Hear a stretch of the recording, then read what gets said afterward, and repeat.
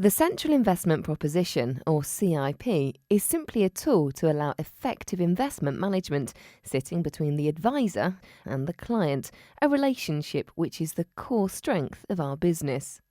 All elements are, and always will be, subject to amendment as investment markets, technology and innovations develop. With our CIP dealing with the investment management aspect of the client relationship, this means our advisors can concentrate on more of the financial planning issues with clients, which is what, as you'll be aware, they value most. The CIP was first set up in January 2009. We have 5 core model portfolios, each with differing asset allocations to cater for different client risk profiles. We have found that 5 is the optimum number to ensure there is enough difference between each portfolio in terms of risk and return characteristics. Each portfolio is made up of a basket of collective investment funds across a range of investment managers. The asset allocation provides the framework for each portfolio, into which the specific fund recommendations can be inserted. Asset allocation for the model portfolios is provided by Ibbotson Associates on annual basis. The allocations come in spring of each year and take into account Ibbotson's long-term macroeconomic view of global markets and economies. We commission fund research and recommendations from Morningstar OBSR on a quarterly basis. The average historic performance of OBSR-rated funds has generally been shown to exceed the average relevant investment association sector. In late 2013, we undertook a review of our central investment proposition. Although a full discretionary managed facility was considered, we were very pleased with the advice, recommendations and results of the Ibbotson and OBSR inputs, not least because we retained control and governance of client assets.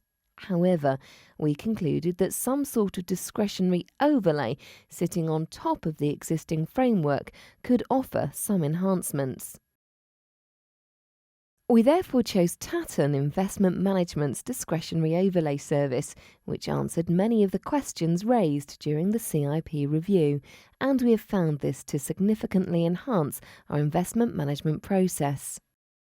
Most existing discretionary managers are unwilling to provide such an overlay service, insisting on providing all elements of the investment service, including those provided by Ibbotson and OBSR. Therefore, we joined forces with other like-minded IFAs and were instrumental in creating a new discretionary investment manager, Tatton Investments, to provide the required customised discretionary overlay service.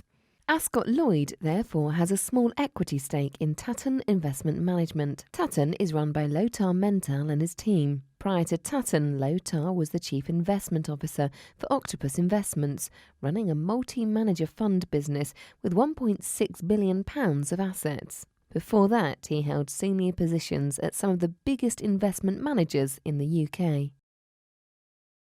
On a quarterly basis, Ascot Lloyd's Investment Committee meet with Tatton to review the discretionary overlay service, comparing portfolio performance against agreed benchmarks.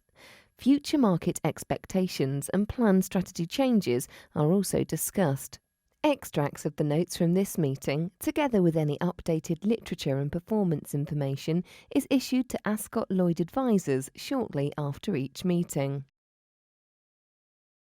As part of the 2013 review, we also noted that some clients who have a higher appetite for risk and perhaps longer investment time horizons might be more suited to a more aggressive portfolio. Tatton therefore created a higher risk portfolio, the Global Equity Portfolio.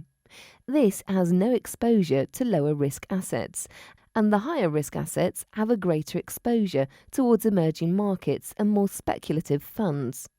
In addition, Tatton created an ethical portfolio for our clients seeking a socially responsible philosophy. A core element of our CIP is that we retain full control of client assets and the client relationship, with Tatton using the same trading platform as us.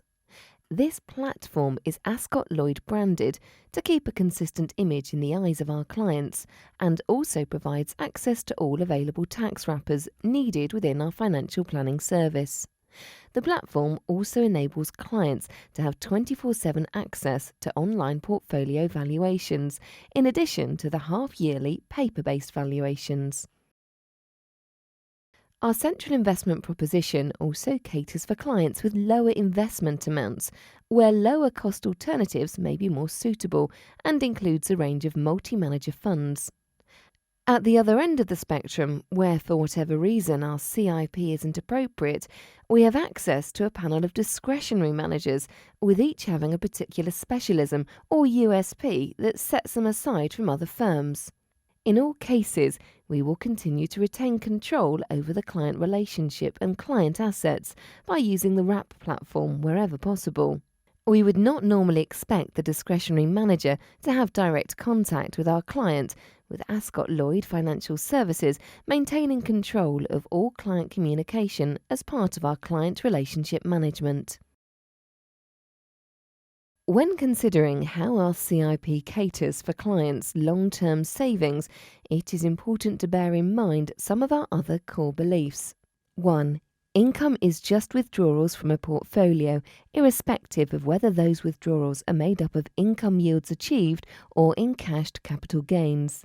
Withdrawals should normally be set at a level commensurate with total expected returns, income and growth from a client's portfolio.